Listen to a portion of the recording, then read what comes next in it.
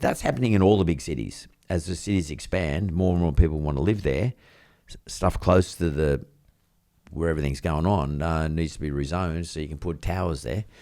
And only one thing can happen is you get a rarity or a scarcity, I should say, probably is a better way of describing of industrial space. Is that what you're experienced over the last 10 years? It's the classic supply-demand ratio, and that's why there's been better growth for this type of stuff than residential and other asset classes, because industrial property is not popular from a zoning point of view.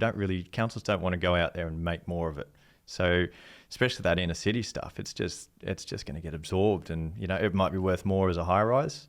I think you're going to start seeing multi-story industrial properties in the future. They do that in Japan and places like that. So that's interesting, like multi-story warehouses, so to speak. Yeah, and it's like not viable at the moment because you've got very high, you need massive weighted floor loads and that kind of stuff. So huge amounts of concrete costs a lot of more money. So it's probably cheaper to go an hour out of the city to build it at this stage on one level. But that will change in time. So that will actually increase the yield on the property in these areas. And it's all just going to increase rents. And rents, as you know, in commercial property is how you value like a large portion of it. So if you can increase the rents on the property, and that will come through tightening of supply-demand ratios, more floor space, it's a good picture. It's a good outlook for it.